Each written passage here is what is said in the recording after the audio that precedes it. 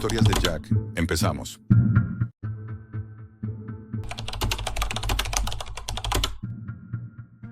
Hay cosas en el océano que no deberían tener nombre. Yo lo aprendí la noche que decidí entrar en la Deep Web. Nunca he sido de los que creen en conspiraciones. Soy surfista y mi mundo ha sido siempre simple. Las olas, el sol y el silencio después del atardecer. Vivo solo en una pequeña casa frente al mar, en la costa norte de Oahu. No necesito mucho más. Pero todo cambió una madrugada, hace casi un año, cuando el océano empezó a comportarse de una forma que no puedo explicar.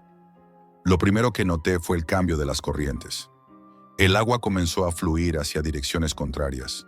Las mareas eran impredecibles, y las olas se formaban en lugares donde nunca lo hacían.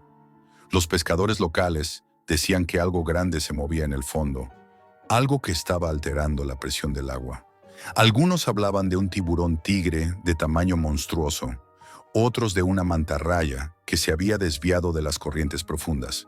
Pero el viejo Canoa, el hombre más veterano del puerto, me dijo algo que me dejó con la piel de gallina. No es un tiburón, chico, es el regreso del guardián del abismo Rei. Pensé que era una de esas historias que cuentan los hawaianos a los turistas para asustarlos un poco. Pero cuando vi lo que trajo la marea esa noche, dejé de reír. Eran las 3 de la mañana y no podía dormir. Bajé a la playa con una linterna para despejarme. El aire olía raro, como a metal húmedo, y el mar estaba completamente plano, sin una sola ola. Caminé un rato y entonces la vi. Una masa grisácea, enorme, atrapada entre las rocas. Me acerqué pensando que era una ballena varada, pero cuando la luz de la linterna la alcanzó, noté que no era nada que hubiera visto antes. La piel era espesa, casi como cuero quemado con ventosas redondeadas del tamaño de platos. Algunas todavía se movían levemente, como si la cosa aún respirara. Y en medio de todo eso, un ojo, gigantesco, perfectamente intacto, negro, brillante, rodeado de un iris blanquecino que reflejaba mi linterna. Un ojo tan humano que sentí la necesidad de apartar la mirada. Di un paso atrás. No era miedo, era algo distinto, una sensación física, como si el estómago se me encogiera. Llamé a los guardacostas y en menos de una hora la playa estaba acordonada. Un grupo de hombres con trajes oscuros llegó antes del amanecer. No vestían como científicos ni como agentes locales. Tomaron fotos, envolvieron la masa en una lona negra y la cargaron en un camión sin distintivos. Cuando pregunté qué era, uno de ellos, sin siquiera mirarme, respondió: «Restos de fauna marina sin identificar», y se fueron. Al día siguiente la playa estaba limpia, como si nada hubiera ocurrido. Pero lo peor fue que el ojo había desaparecido. Durante semanas no pude dormir. Cerraba los ojos y veía aquel ojo mirándome, flotando entre sombras, bajo el agua. Empecé a tener sueños en los que el mar me tragaba, y desde el fondo, algo inmenso me observaba sin moverse. Intenté olvidarlo, pero era imposible. Busqué en internet información sobre criaturas marinas desconocidas, sobre calamares gigantes, sobre restos arrastrados por las corrientes del Pacífico. Pero cada vez que encontraba algo, los enlaces estaban caídos o los archivos borrados, censurados. Hasta que una noche, en un chat privado de surfistas de la costa oeste, alguien mencionó un hilo de conversación que me llamó la atención. Si quieres saber lo que pasa bajo el Pacífico, busca el proyecto Abyss 9 en la Deep Web. No era la primera vez que oía hablar de la Deep Web, pero siempre lo consideré una exageración, un sitio lleno de estafas y paranoia. Sin embargo, aquella noche no pude resistirme. Pasé varios días preparando todo. Instalé Tor, configuré una VPN, leí foros sobre seguridad y anonimato. Me sentía como si estuviera planeando un crimen, pero no podía parar. La curiosidad me arrastraba igual que la corriente arrastra la arena cuando baja la marea. Cuando finalmente entré, sentí una presión en el pecho, como si estuviera buceando sin oxígeno. Pantallas negras, letras verdes, foros en idiomas que no entendía, y miles de hilos con nombres crípticos. Operación Leviatán, Deep Sea Sequence, biología no catalogada. Navegué durante horas, hasta que encontré un archivo que me heló la sangre. El título era Abyss 9 Archive Giant Squid Sequence 12B Leaked Footage. El enlace llevaba a un servidor ruso. La descripción en inglés decía: registro submarino a 9.800 metros de profundidad. Submarino científico USS Orpheus. Fecha clasificada. Dudé unos segundos, pero terminé descargándolo. El vídeo comenzó con ruido estático. Luego se escuchó el zumbido de motores y el chirrido metálico del casco de un submarino bajo presión. La cámara mostraba el interior de la nave. 3 hombres con trajes anaranjados, concentrados frente a monitores llenos de números. Una voz dijo: cámara activada. Descenso. 9.400 metros. Durante los primeros minutos no se veía nada, solo oscuridad. Luego, algo cruzó frente al objetivo. Algo blanco, como una nube que se desplazaba lentamente. Al enfocar, vi que no era arena, era carne, tentáculos, enormes. Se movían con lentitud, ondulando en el agua como si respiraran. Cada ventosa tenía bordes dentados como bocas diminutas.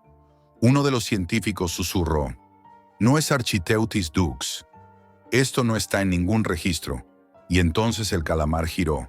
No atacó. Solo se acercó, despacio, hasta llenar toda la pantalla. Su ojo ocupó el centro de la imagen. Era el mismo que había visto en la playa. Me quedé paralizado. A través de los altavoces se empezó a oír un sonido grave, como un pulso. 1, 2, 3. Repetido. Cada vez más profundo, más bajo, más físico. Sentí las vibraciones en el pecho, como si algo dentro de mí respondiera al ritmo. Los hombres dentro del submarino gritaban, pero no se entendía nada. La cámara tembló, la imagen se distorsionó y el vídeo se cortó. Me quedé frente a la pantalla congelada, mirando el reflejo del ojo inmóvil. El silencio era absoluto, pero dentro de mí el sonido seguía. Pulsos, como un latido bajo el agua. Cerré el portátil y apagué todas las luces. No dormí. Cada vez que el viento golpeaba las ventanas, juraría que escuchaba ese mismo ritmo repitiéndose en la distancia, mezclado con el romper de las olas. Al amanecer bajé de nuevo a la playa. El mar estaba extrañamente quieto. Ni una ola, ni una corriente. Solo un horizonte gris y plano, como si el océano entero estuviera conteniendo la respiración. Caminé un rato, intentando convencerme de que todo había sido una coincidencia, un vídeo falso, un montaje bien hecho. Pero en el fondo sabía que no lo era. Sentía que algo allá abajo había abierto los ojos, que nos había visto y que ya no iba a volver a cerrarlos. Aquella fue la noche en que entendí que hay verdades que no están hechas para ser descubiertas y que a veces el mayor peligro no es lo que el mar esconde, sino lo que decide mostrarnos. Hay sonidos que no deberían existir bajo el agua. Yo lo escuché, y desde entonces no he vuelto a oír el silencio. A la mañana siguiente de ver aquel vídeo, recibí un correo. Sin remitente, sin asunto. El cuerpo del mensaje solo decía una frase. Has visto demasiado, Jack. El Orpheus no era un submarino de investigación. No vuelvas a buscar, adjuntaba una imagen borrosa de un mapa del Pacífico. Una zona en rojo, al norte de Hawái. En el margen inferior, unas palabras escritas en mayúsculas. Prohibido navegación. Sector abisal 9B. Intenté responder, pero el mensaje se borró solo, como si nunca hubiese existido. Busqué la dirección en mi bandeja de salida y no había rastro. Ni siquiera en el historial. Cerré el portátil, respiré hondo y me repetí que era una broma, que alguien se divertía conmigo. Pero el miedo no se fue. Lo sentía bajo la piel, como la humedad pegada al cuerpo después de nadar de noche. Durante las siguientes semanas el océano cambió otra vez. Los pescadores hablaban de ruidos extraños bajo el casco de los barcos, de vibraciones que subían por las cuerdas de las redes. Algunos peces llegaban a la orilla con el cuerpo deformado, otros sin ojos con marcas redondeadas en la piel, como ventosas que se hubiesen cerrado sobre ellos. Nadie quería salir a pescar de noche, ni siquiera canoa. Y eso que aquel hombre no temía a nada. Yo tampoco volví a surfear. No podía. El agua se sentía diferente, pesada, densa, como si el mar tuviese algo dentro que lo mantenía quieto. Algunos días el océano amanecía completamente plano, sin una sola ola. Otros rompía con furia sin que soplara el viento. Una tarde me obligué a entrar al agua. Quería creer que nada había cambiado. Remé hasta alejarme de la costa y esperé una ola. El sol estaba cayendo. El horizonte se teñía de rojo y todo parecía en calma. Entonces lo sentí, una vibración. No un golpe de corriente ni un remolino. Era algo más grande, algo que se movía bajo mí. Vi una sombra deslizarse lentamente, tan larga que tardó varios segundos en pasar bajo mi tabla. El mar se levantó, no como una ola, sino como un aliento. Me quedé quieto, paralizado. El agua tembló. Luego, todo volvió al silencio. Remé hasta la orilla sin mirar atrás. Desde ese día, no he vuelto a entrar al mar.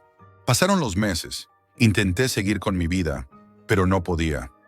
Una noche volví a entrar en aquel foro de la Deep Web donde había encontrado el vídeo. El hilo original había sido borrado, pero uno nuevo había aparecido. El usuario se llamaba Deep Coral-7. Subió una serie de documentos encriptados con el título Proyecto Abyss 9, nivel Omega. Tardé horas en descifrarlos. Cuando por fin abrí los archivos, me temblaban las manos. Eran informes oficiosos, con el sello de la Marina de los Estados Unidos. El encabezado decía, Operación Abyss 9, observación de organismo inteligente no clasificado. Ubicación, Sector B, profundidad, 10.000 metros. Leí línea por línea, con el corazón golpeando el pecho. Describían una serie de sonidos registrados durante varias expediciones. Los llamaban el coro del abismo. No eran ruidos naturales, eran pulsos, patrones rítmicos repetidos cada cierto tiempo, con frecuencias entre 7 y 14 hercios. El informe detallaba que el sonido afectaba a los operadores. Mareos, ansiedad, sangrado nasal, sueños vívidos. Algunos hablaban de haber sentido presencias o ecos mentales, aunque el informe tachaba esas palabras. Lo más perturbador era la última línea, escrita en negrita. El sujeto responde al contacto acústico. Mantener silencio absoluto durante la observación. Me quedé inmóvil. Aquel sonido del vídeo, aquel pulso grave que me había perseguido durante noches, no era un error de grabación. Era el coro del abismo. Y lo que quiera que lo emitiera, escuchaba. Decidí comprobarlo por mi cuenta. Conocí a un amigo, Kai, que trabajaba con sonar en un centro de investigación marina de la isla. Fui a verlo. No le conté todo, solo dije que quería revisar las grabaciones del fondo. Accedió, aunque me miró con cierta preocupación. En su oficina, iluminada por el parpadeo azul de los monitores, descargó los registros de los últimos meses. Las grabaciones mostraban los patrones normales del océano. Ecos de ballenas, movimientos de corrientes, ruidos de barcos, hasta que encontramos algo. Una serie de pulsos graves perfectamente espaciados a más de 10.000 metros. Kai frunció el ceño. «Esto no es corriente», dijo. «No hay nada que emita frecuencias tan bajas en esa zona». Le pedí que aumentara el volumen. El sonido llenó la sala. Golpes lentos, húmedos, como respiraciones que se repetían desde el fondo del mar. Después de unos segundos, sentí un mareo leve, una presión detrás de los ojos. Kai bajó el volumen de golpe. «¿Lo notas?», me preguntó. Asentí con un hilo de voz. «No lo escuches por mucho tiempo, Jack. Hay sonidos que no fueron hechos para nosotros». Pero lo hice igual. Aquella noche, solo en casa, reproduje la grabación una y otra vez. Subí el volumen. El zumbido se convirtió en algo físico. Vibraba dentro del pecho, detrás de los dientes. Entre los pulsos, juraría haber oído algo más. Un murmullo, casi un suspiro, que parecía articular palabras que no entendía. Un idioma demasiado lento, demasiado profundo para ser humano. Me arranqué los auriculares. La cabeza me dolía y tenía los oídos húmedos. Me miré en el espejo. Me sangraban. A la mañana siguiente fui a buscar a Kai. Su oficina estaba vacía. Nadie sabía nada. Me dijeron que había salido en barco la noche anterior y no había regresado. Los guardacostas hablaban de falla mecánica o corriente inesperada. Pero no hubo tormenta. No hubo viento. Solo el mar, completamente quieto. Supe que había ido al punto rojo del mapa. Y supe que no volvería. Desde entonces, apenas salgo de casa. Vivo frente al océano y el sonido de las olas me pone nervioso. Cada noche, cuando el viento cambia, oigo un eco bajo el suelo, como si el mar respirara lentamente bajo mis pies. A veces en la distancia se ven luces bajo el agua. No son barcos. No se mueven como linternas ni boyas. Son destellos pálidos, blancos, que se arrastran en espiral, como tentáculos buscando superficie. Algunos vecinos dicen que son algas luminiscentes. Yo sé que no. He pensado muchas veces en marcharme, pero algo me retiene. Quizá la culpa, quizá la curiosidad, o quizá porque, de algún modo, siento que él, lo que sea que esté allá abajo, me recuerda. Como si aquel ojo que vi en la playa siguiera observándome a través del agua. No he vuelto a conectarme a la Deep Web, pero de vez en cuando recibo correos sin remitente. Casi siempre vacíos, hasta que hace 2 noches uno traía un único archivo adjunto, un audio. El asunto decía, último registro del Orfeo, y el cuerpo del mensaje solo una frase, él aún está ahí abajo. Esperé hasta el anochecer para escucharlo. Al principio, solo silencio. Luego, el mismo pulso de siempre, pero esta vez, acompañado por un ruido metálico, un golpe rítmico, como si algo enorme chocara una y otra vez contra el casco de un submarino. Me imaginé la escena, el Orpheus, en la oscuridad absoluta del fondo del Pacífico, rodeado de tentáculos que golpean el acero, no para destruirlo, sino para comunicarse. Intenté parar el audio, pero el sonido seguía, incluso después de cerrar el programa. Tuve que desconectar el ordenador. Esa noche soñé que estaba buceando en un océano negro, sin fondo. No había luz, solo una respiración profunda alrededor de mí. Entonces lo vi. No el calamar, sino algo más grande, una sombra inmóvil con cientos de ojos abiertos, todos mirándome. Desperté con el corazón desbocado y las sábanas empapadas en sudor. Me costó varios minutos convencerme de que seguía en tierra firme. Desde entonces, cada vez que el mar golpea contra las rocas, juro escuchar el mismo patrón que en el audio. A veces creo que lo hace a propósito, como si el océano imitara aquel ritmo para recordarme algo. No sé si sigue ahí abajo o si se mueve por las corrientes, pero lo siento más cerca cada día. Como si la distancia entre la superficie y el fondo se acortara, como si el mar entero respirara con él. Ahora entiendo lo que quiso decir Canoa aquella primera vez. El guardián del abismo. No era una leyenda. Era un aviso. Algo que siempre ha estado ahí, esperando a que alguien lo mire demasiado tiempo. Nosotros lo llamamos descubrimiento. Él lo llama contacto. He aprendido que el silencio del océano no es silencio. Es una pausa, un intervalo entre pulsos, un suspiro del agua antes de que vuelva a hablar. Y cuando lo hace, ya no puedes dejar de oírlo, porque hay cosas en el océano que no deberían tener nombre. Y yo soy el idiota que quiso ponerle uno. Si has llegado hasta aquí, significa que aún puedes escuchar el eco del océano. Déjame un comentario y dime, ¿tú también lo oíste? No olvides suscribirte y dejar tu like antes de que el mar vuelva a llamar.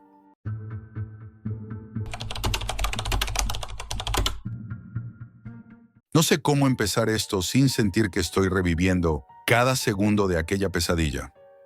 Lo que voy a contar no es solo una historia, es una advertencia.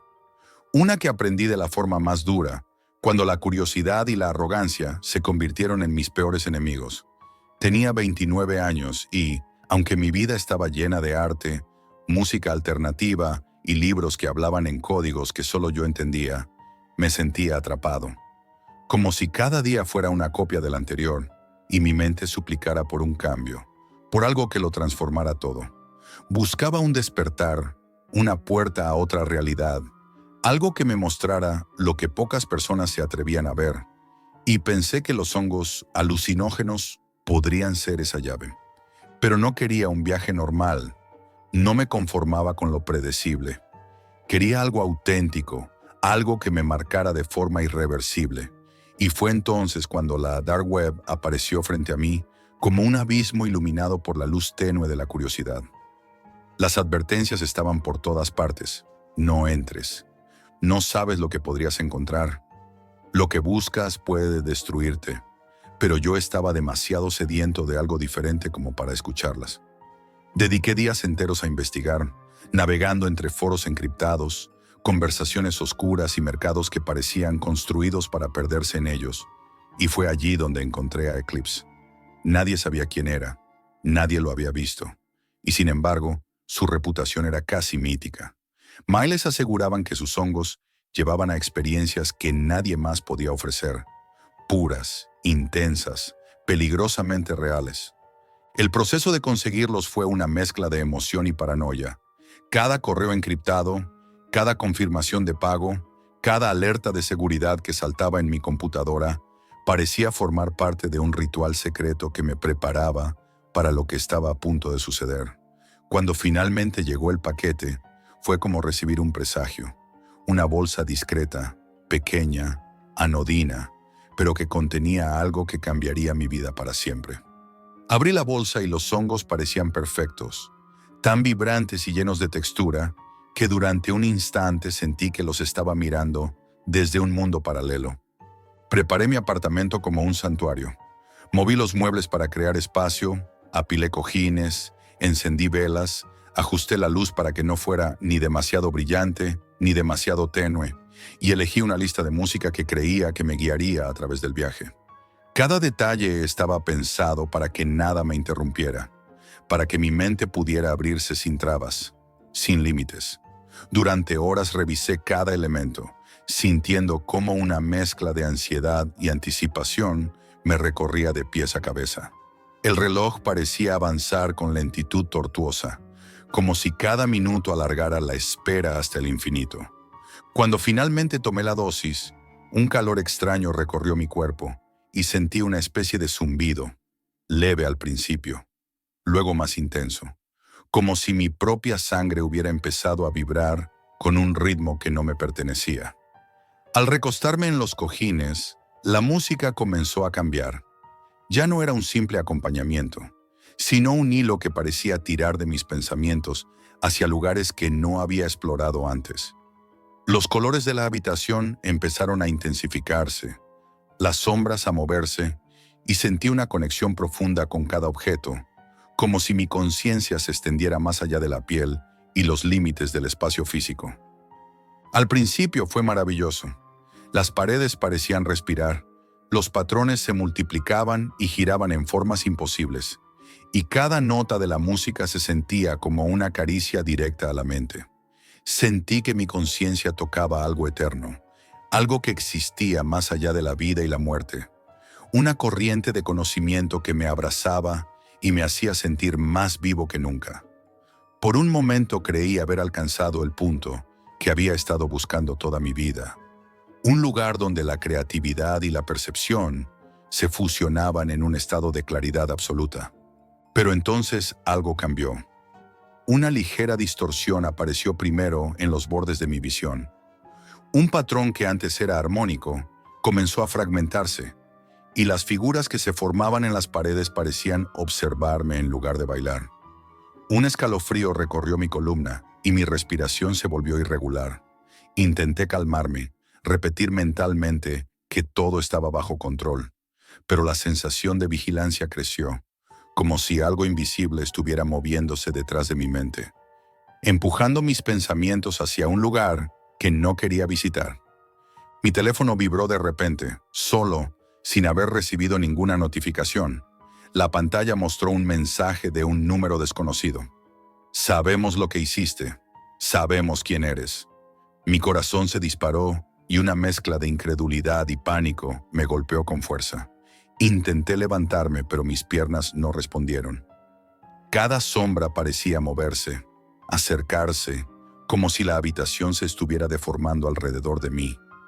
Los cojines que me rodeaban ya no eran simples almohadas. Eran barreras frágiles que apenas contenían algo que quería surgir desde los rincones oscuros. En medio del caos, un pensamiento se aferró a mí. Mark. Con manos temblorosas, marqué su número. Mi voz salió distorsionada, extraña, casi irreconocible. Mark, ayúdame. Algo no está bien. Por favor. Y entonces sucedió algo casi milagroso. Él entendió. Colgó y apareció en mi puerta, pálido y con los ojos abiertos de par en par, como si hubiera cruzado un umbral que no debería existir. Su sola presencia me recordó quién era yo, aunque solo una pequeña parte de mí seguía siendo tangible. Cuando extendió las manos hacia mí, sentí un hilo de realidad que me mantenía conectado, aunque la oscuridad todavía me envolvía, susurrando, observando, esperando. Cuando Mark logró estabilizarme lo suficiente para que los paramédicos pudieran llevármelo, la realidad comenzó a desmoronarse aún más rápido. Cada luz de la ambulancia parecía latir con vida propia, roja y azul, creando sombras que se retorcían y parecían moverse de manera autónoma. La sirena, que normalmente era un sonido que marcaba urgencia, se convirtió en un rugido infernal, un clamor que golpeaba mi cráneo y se filtraba en mi médula. Miraba por la ventana y juraba ver figuras caminando a mi lado en la oscuridad de la calle, reflejadas en los charcos y en la luz intermitente, siempre a la misma distancia, siempre observándome. Cada semáforo, cada señal, parecía emitir un código que mi cerebro intentaba descifrar en medio del caos. En el hospital, la pesadilla no hizo más que intensificarse. Cada puerta que pasaba parecía más alta, más estrecha, cada pasillo más largo. Los médicos y enfermeras hablaban entre sí, pero sus palabras eran ecos distorsionados, incomprensibles, como si escuchara todo desde dentro de un túnel submarino. Las máquinas pitaban con un ritmo irregular, acompañando mi pulso acelerado.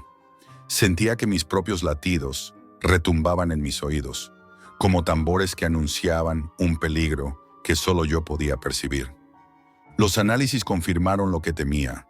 Los hongos estaban contaminados con toxinas que atacaban el sistema nervioso central. Pero había algo más. Durante uno de los estudios, los médicos notaron que mi actividad cerebral presentaba patrones que nunca habían visto. Ondas que parecían sincronizarse con sonidos externos, con la luz, con mis propios pensamientos. Era como si los hongos hubieran abierto un canal dentro de mi mente, un lugar donde algo podía entrar o salir. No pasaron muchas horas antes de que la alucinación se mezclara con la realidad de forma irreversible. La habitación comenzó a desintegrarse. Las paredes se agrietaron, el techo se dobló y vi mi reflejo en la pantalla de una máquina. Pero no era yo. Era un rostro retorcido, ajeno, que sonreía con malicia, mientras mis propios ojos lo miraban desde dentro. Intenté gritar, pero mi voz salió como un hilo débil, mientras sentía que algo invisible presionaba mi pecho, como si quisiera aplastarme desde dentro. Los mensajes comenzaron a llegar a través de todos los medios posibles. Mi teléfono, los monitores del hospital, incluso el reloj despertador que no había traído conmigo mostraban frases amenazantes. Nunca saldrás de este juego. Tu curiosidad tiene precio. Estamos dentro de ti. Cada palabra parecía vibrar, resonando en mis huesos, y yo no podía alejarme de ellas. Mark nunca me dejó solo. Intentaba hablarme, tocarme, mantenerme anclado a la realidad, pero a veces sus palabras se distorsionaban, transformándose en un murmullo que parecía burlarse de mí. Una noche, mientras trataba de dormir, sentí que algo tocaba mis pies bajo la cama. Miré y no había nada, pero sentí claramente un peso invisible presionando contra mí, como si alguien hubiera entrado sin abrir la puerta. Cada sombra en la habitación parecía moverse con intención, y una sensación de ser vigilado me acompañaba incluso cuando cerraba los ojos. Los días se deslizaban de manera interminable. Cada vez que despertaba, el mundo parecía haber cambiado un poco. Los colores eran más intensos, las sombras más largas, y a veces escuchaba pasos en los pasillos del hospital, aunque Mark me aseguraba que estaba solo. Me volví paranoico. No podía confiar en mis sentidos. La gente a mi alrededor parecía real, pero algo en ellos no encajaba. Sus gestos, sus miradas, incluso sus voces sonaban como si fueran ecos de sí mismos. En un momento de lucidez, revisé mi teléfono y descubrí que Eclipse había vuelto a contactarme, esta vez con imágenes que parecían capturas de mi apartamento antes de que los paramédicos llegaran. Cada foto mostraba algo que no recordaba. Objetos que cambiaban de lugar, sombras que no tenían forma humana, indicios de que alguien había estado observándome mucho antes de que yo siquiera supiera que existían. Una mezcla de horror y fascinación me recorrió. Sabía que estaba atrapado en algo más grande que yo, un juego del que no había forma de escapar. A medida que pasaban las semanas, los médicos lograron estabilizarme físicamente, pero mi mente estaba en ruinas. Cada noche revivía las sombras, los mensajes y la sensación de vigilancia constante. Mark intentó ayudarme con ejercicios de respiración, música suave y terapia, pero nada podía borrar la sensación de que mi conciencia había sido tocada por algo que no debía existir.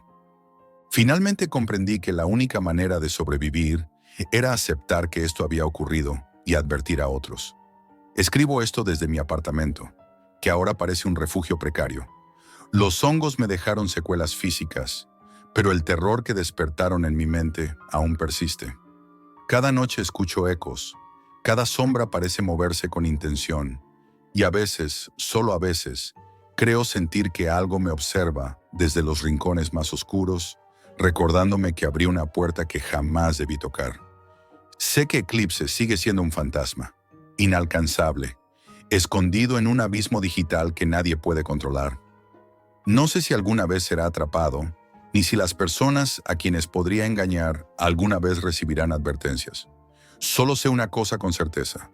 Algunos caminos están cerrados por una razón, y yo estuve demasiado cerca de caer para siempre.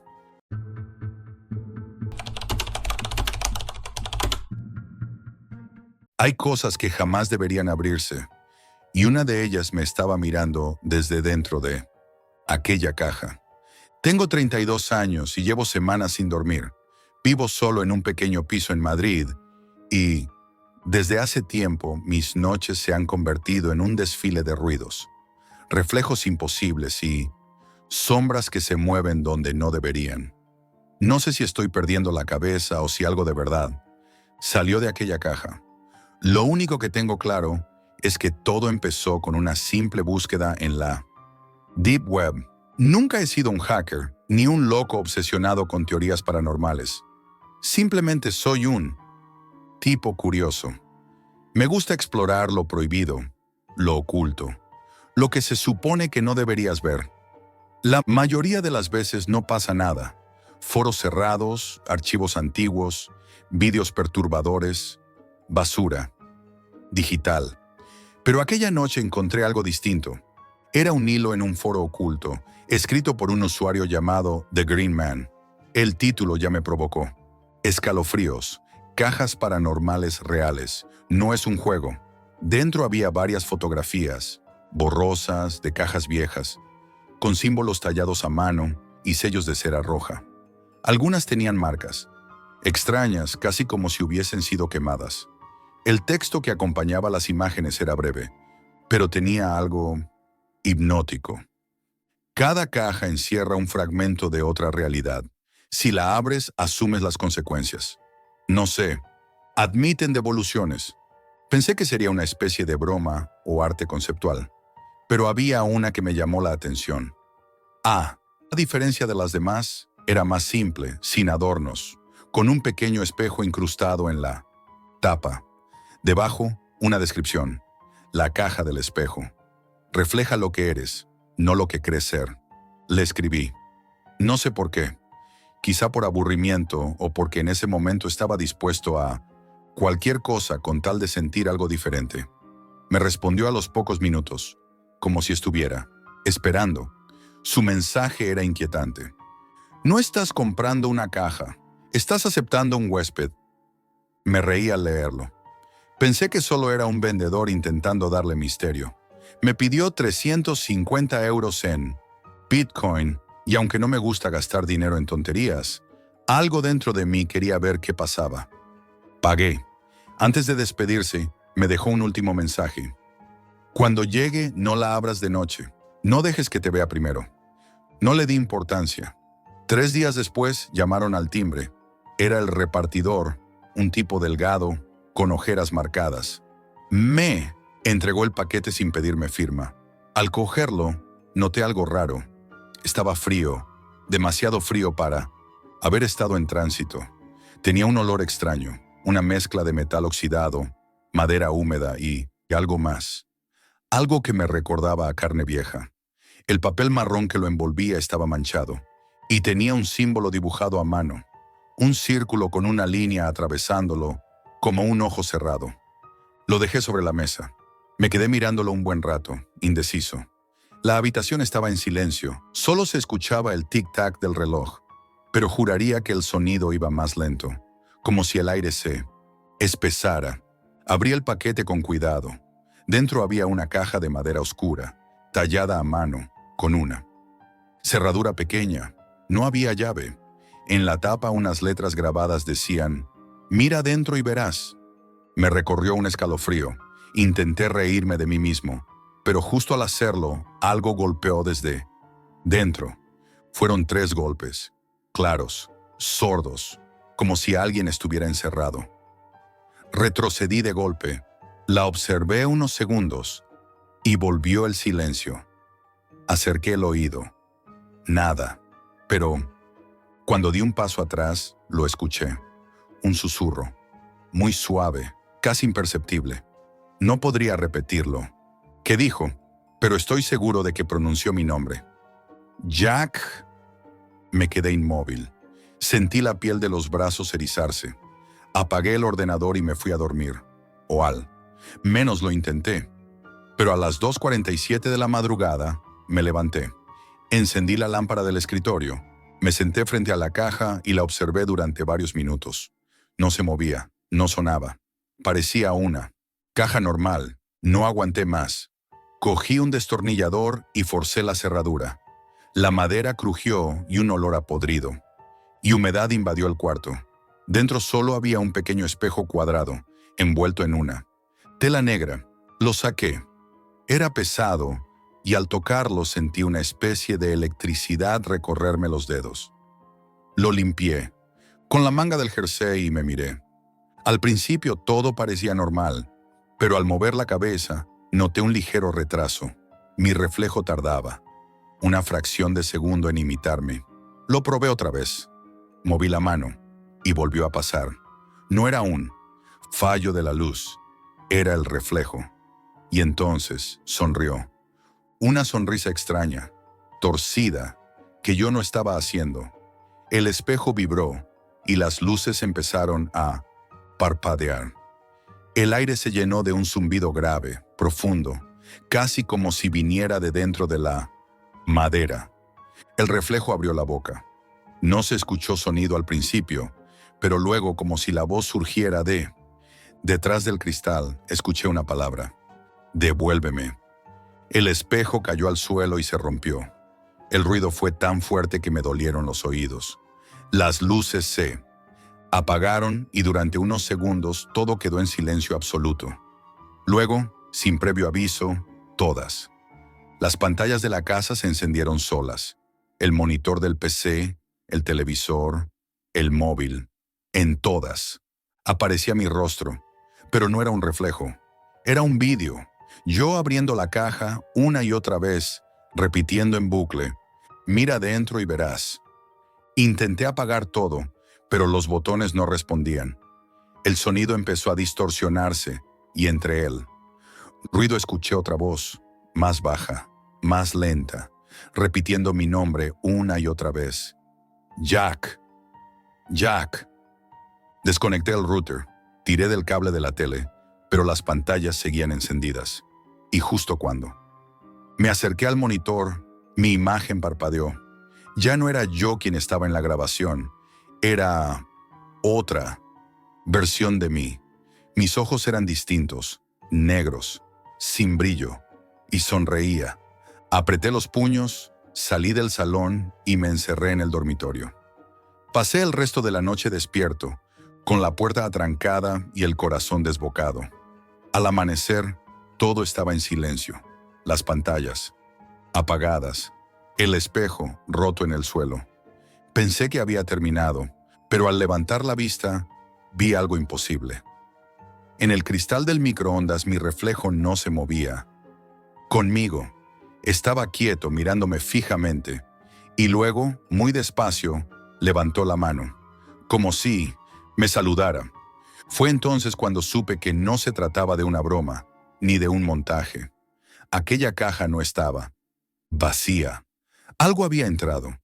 Y desde esa noche, ya no sé cuál de los dos soy realmente yo. Desde aquella noche todo cambió. Al principio pensé que eran solo secuelas del miedo, una reacción mental al estrés o al insomnio. Pero los días empezaron a retorcerse, como si el tiempo ya no funcionara igual dentro de mi casa.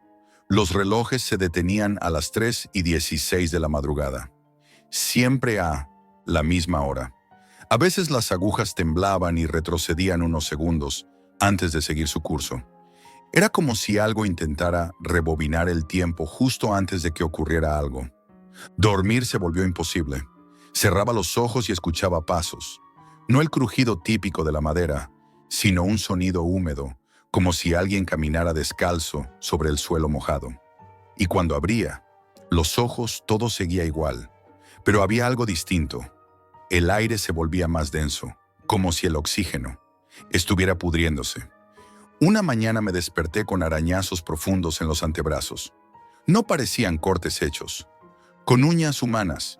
Eran lineales, casi simétricos, como si alguien me hubiese marcado. Fui al baño para lavarme y sin querer levanté la vista al espejo. Estaba cubierto de condensación, pero entre él, vaho se distinguía una frase escrita con un dedo invisible. No debiste mirarme. Me temblaron las piernas. Golpeé el espejo hasta agrietarlo.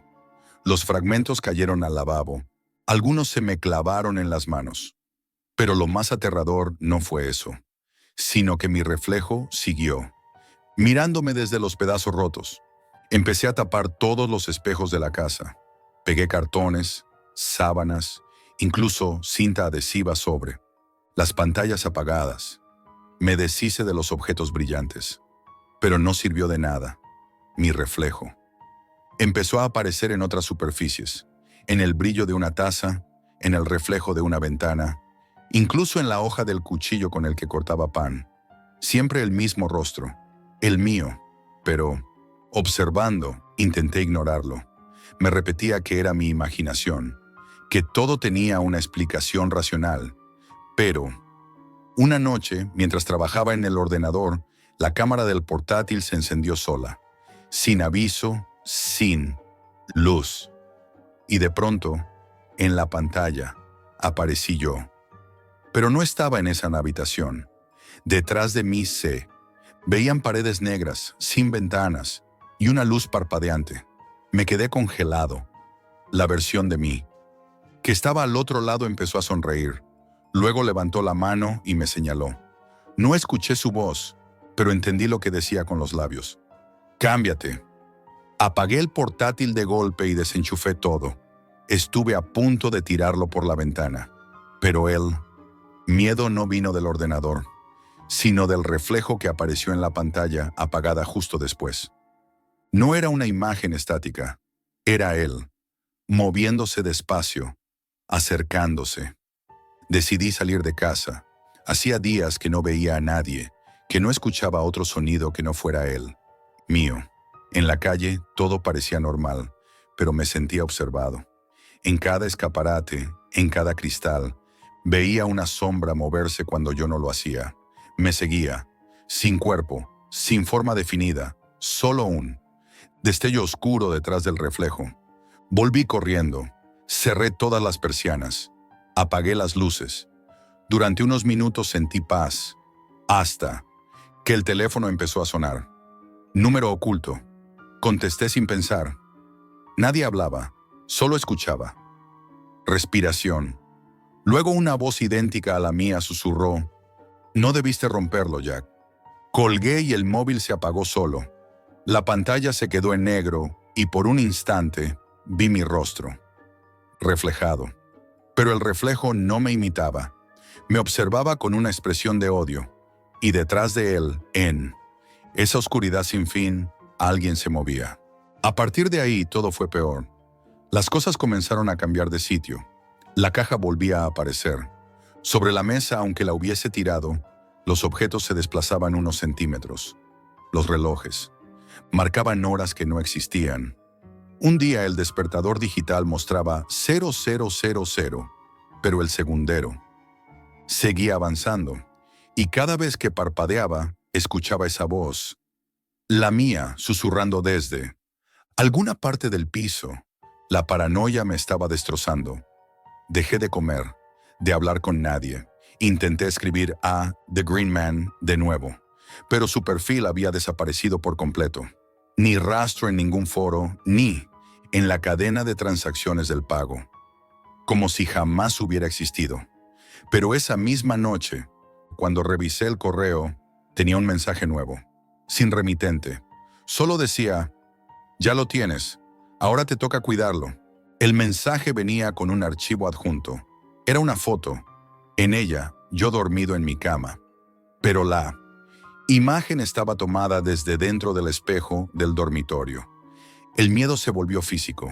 Sentía un peso constante en el pecho, una presencia pegada a mi piel. A veces notaba un leve golpe en el hombro, un roce frío en la nuca, como si alguien pasara los dedos por mi cuello. No podía seguir viviendo así. Pensé que si destruía el espejo original, todo acabaría. Lo metí en una bolsa, bajé a la calle y lo golpeé contra el suelo del portal, hasta destrozarlo en 1000 pedazos. El sonido metálico resonó como un grito. Lo recogí, lo tiré a un contenedor lejos de casa y regresé al piso con una sensación de alivio. Pero al día siguiente, cuando me levanté, el espejo estaba de nuevo sobre el escritorio, completamente intacto, brillante, con una inscripción nueva. En la esquina: «No puedes deshacer lo que ya miraste». Lloré, de rabia, de agotamiento. No sabía si seguiría cuerdo. Esa noche, a las 3:16, me despertó un ruido en el salón. Grabé con el móvil. En la oscuridad apenas se veía nada, hasta que el reflejo del televisor mostró algo sentado en el sofá. Yo, o algo con mi cara, observándome, inmóvil. Sonreía. Luego se giró lentamente hacia la cámara y sus labios se movieron, pero la voz no salió del dispositivo, salió de mi espalda. «Te toca». El móvil cayó de mis manos. Corrí a la habitación y me encerré. No sé cuánto tiempo pasó hasta que amaneció. Cuando me atreví a salir, encontré huellas húmedas por todo el pasillo. Huellas descalzas, del mismo tamaño que las mías. Desde entonces, los días se mezclan con las noches. No tengo claro si duermo o si sigo soñando. El reflejo aparece incluso sin espejos, en las sombras del suelo, en el brillo del agua cuando abro el grifo. A veces me habla, a veces simplemente me observa, pero cada vez que lo veo, su expresión es más viva, más humana, y la mía, en cambio, más apagada. Hace poco volví a recibir un mensaje, sin asunto, sin remitente, solo un vídeo. En él aparezco yo, abriendo la caja. Pero la habitación que se ve no es la mía. Las paredes son negras. La luz parpadea y mi voz, o su voz, dice: «Mira dentro y verás». Ahora mismo estoy sentado frente al espejo. Lo tengo delante, cubierto con una sábana. Puedo escuchar algo moviéndose detrás del cristal, algo que respira. Sé que si levanto la tela, ya no veré mi rostro. Y aún así no puedo evitar sentir que eso, que yo, lleva tiempo esperando el momento de cambiar de lugar. Por eso grabo esto, por si alguien encuentra mis palabras, para que sepa que no habrá nada que venga de The Green Man, que no mire, que no toque, que no crea que lo controla, porque cuando lo haces ya no eres tú quien mira al espejo, es el espejo quien te mira a ti.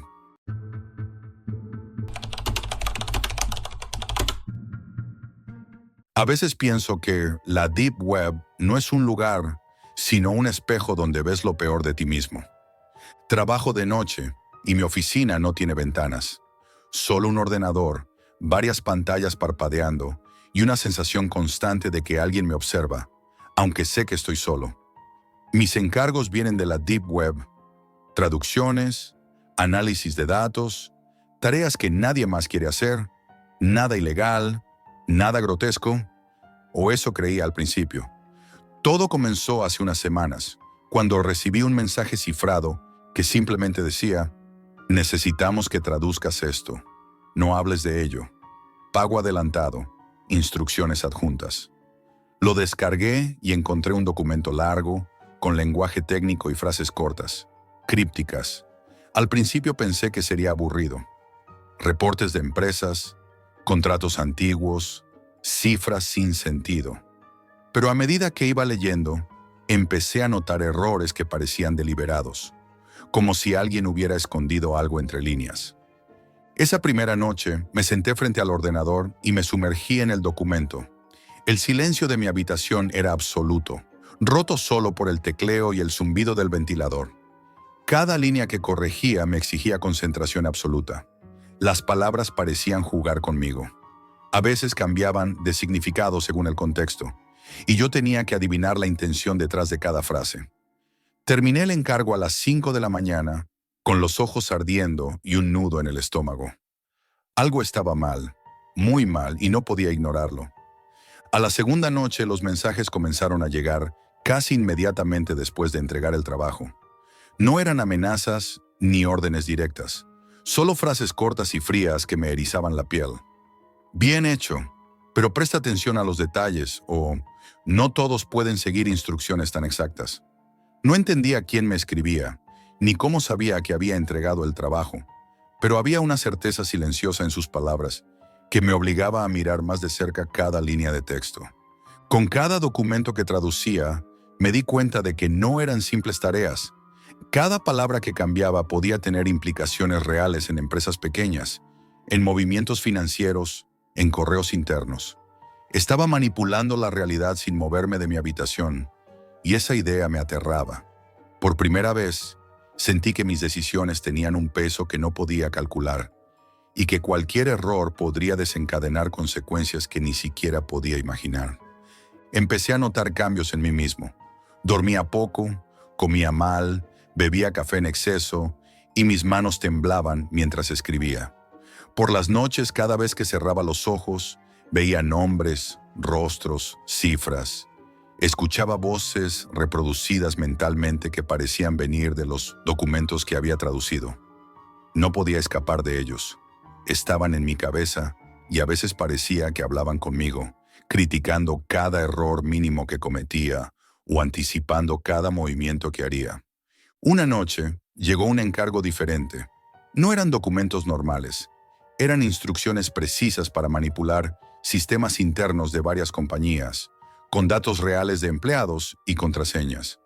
Cada paso estaba calculado para no dejar rastro, para que alguien ajeno no se enterara de nada. Me sentí atrapado, porque ya no era solo traducción, era intervención directa, y la responsabilidad me aplastaba. Cerré el ordenador, respiré hondo y me pregunté si debía rendirme.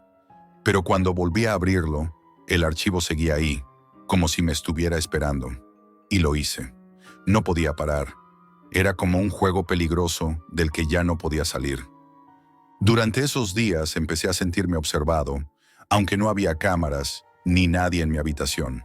Cada vez que levantaba la cabeza, tenía la sensación de que alguien sabía exactamente lo que hacía. Mis reflejos en las pantallas me parecían extraños, como si no fueran míos, y a veces juraría que los documentos parpadeaban, cambiando palabras que yo no había escrito. Empecé a registrar todo: fechas, mensajes, detalles del encargo. Incluso guardaba capturas de pantalla de lo que traducía por si alguna vez alguien me pedía cuentas. El aislamiento comenzó a afectar mi vida cotidiana. Dejé de salir, los amigos dejaban mensajes que no contestaba, y mi rutina giraba en torno a la luz azul de las pantallas y el sonido constante del ventilador. Cada noche se repetía la misma sensación de ansiedad, Abrir un encargo, leerlo, traducirlo, entregarlo y esperar el mensaje siguiente. Todo parecía un ciclo interminable, y el miedo crecía porque sentía que cada documento me arrastraba más profundo. Hacía que cada acción tuviera un peso que no podía soportar del todo. La última noche antes de que todo se complicara, recibí un encargo particularmente extraño. No eran palabras encriptadas ni cifras, sino un conjunto de instrucciones que mezclaban datos reales y fórmulas crípticas, con nombres de personas que existían, correos electrónicos y procedimientos internos que nadie debería conocer. Mientras lo leía, sentí un escalofrío. Era consciente de que estaba cruzando una línea que no se podía deshacer. Había llegado demasiado lejos para retroceder, y algo dentro de mí, una mezcla de miedo y fascinación, me obligó a continuar. Justo cuando estaba a punto de cerrar el documento, apareció un nuevo archivo en mi bandeja de entrada. Solo decía, míralo con cuidado. Lo abrí y lo que vi me dejó helado. Era una grabación de mí, frente al ordenador, grabado sin que yo supiera cómo. Cada gesto, cada mirada, cada movimiento estaba registrado, y aunque no había amenazas explícitas ni ruidos extraños, sentí el terror más puro. Alguien me conocía mejor que yo mismo. Desde el momento en que abrí aquel archivo, todo cambió. No había cámaras visibles ni intrusos, solo el vídeo, mostrándome cada movimiento, cada gesto de concentración, cada parpadeo y temblor de mis manos. El mensaje que lo acompañaba era aún más inquietante. Sabemos que lo has visto todo, y sabemos lo que harás. No era una amenaza tradicional. No había gritos, ni violencia, ni desapariciones. Solo una certeza heladora. Alguien me estaba observando, entendiendo cada hábito mío, cada error posible, cada decisión que tomaba frente al ordenador. Esa noche no pude dormir. Me tumbé en la cama, pero mi mente reproducía el vídeo una y otra vez, imaginando quién podía estar detrás, cómo lo habían hecho y por qué yo. Al día siguiente me senté frente al ordenador con una mezcla de miedo y fascinación. Decidí tomar precauciones. Cambié todas mis contraseñas, activé VPNs, borré historiales y registros. Pensé que eso podría protegerme, pero los encargos continuaron llegando. Cada uno era más complejo que el anterior, más específico, con instrucciones que requerían precisión absoluta. Comencé a notar algo perturbador. Las tareas ya no eran solo traducciones o manipulaciones de datos. Incluían llamadas telefónicas, mensajes reales a personas de empresas, interacción directa con sistemas que yo ni siquiera debería tocar. Era un control sutil, casi invisible, que me obligaba a involucrarme personalmente. La rutina nocturna se volvió insoportable.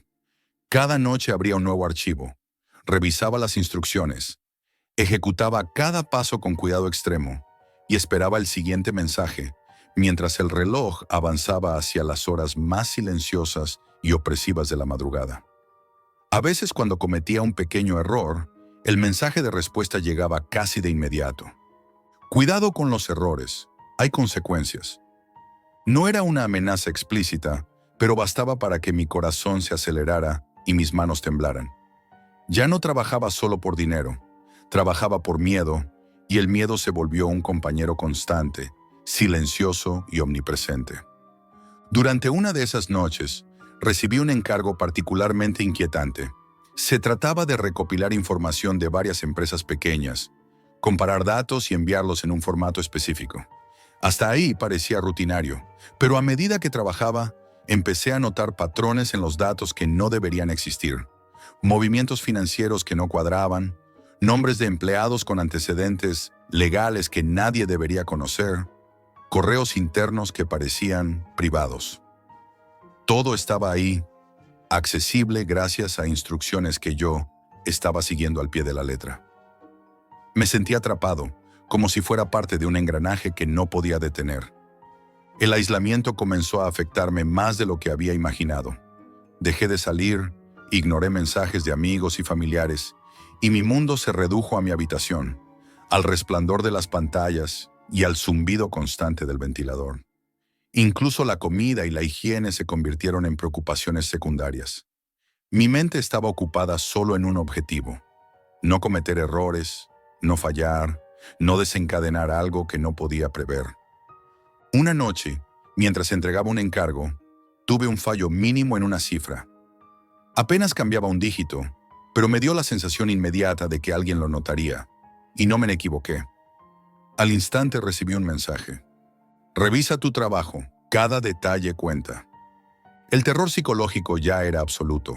No había amenazas físicas, pero la sensación de ser observado, juzgado y controlado era insoportable. Me di cuenta de que ya no estaba trabajando por dinero, sino por supervivencia mental. Cada documento, cada instrucción, cada mensaje me absorbía un poco más. Con el tiempo empecé a notar algo más perturbador. Mi comportamiento comenzó a cambiar incluso fuera de la habitación. Mis pensamientos giraban siempre alrededor de los encargos, calculando errores posibles, anticipando instrucciones, imaginando escenarios de falla. Me encontraba hablando solo, repitiendo instrucciones en voz baja, como si fuera un mantra para mantenerme alerta. Mis amigos comentaban que estaba extraño, distante, casi paranoico, pero no podía explicarles nada. No había manera de contarlo sin revelar mi implicación en algo que ni siquiera entendía completamente. Cada nuevo encargo se volvió más sofisticado. Me pedían manipular datos con un nivel de precisión casi quirúrgico, intervenir en sistemas financieros, reorganizar registros internos de empresas, siempre siguiendo instrucciones que parecían inofensivas, pero que podían cambiar la vida de otras personas sin que ellas lo supieran. La sensación de culpa y miedo se mezclaba con la adrenalina. Algo dentro de mí lo disfrutaba, aunque sabía que estaba cruzando líneas que no tendría vuelta atrás. Ahora, mientras escribo esto, sé que no hay escapatoria. Cada vez que llega la noche, sé que habrá un encargo nuevo esperándome, instrucciones que seguir, decisiones que tomar y errores que temer. Mis únicas compañías son las pantallas, el zumbido del ventilador y la certeza de que alguien, en algún lugar, sabe exactamente lo que hago, incluso cuando creo que estoy solo. La Deep Web no tiene monstruos. No hay desapariciones, ni fantasmas, ni vigilancias evidentes. Solo decisiones, acciones y palabras que pueden ser observadas y manipuladas sin que te des cuenta. Y cuando estás solo, de noche, traduciendo, manipulando, entregando, no hay manera de escapar del miedo que tú mismo has creado. Cada encargo que abro es un recordatorio de que ya no pertenezco completamente a mí mismo y que quizá nunca lo haga. Esto es todo por hoy, amigos, y recuerden, la realidad siempre supera a la ficción.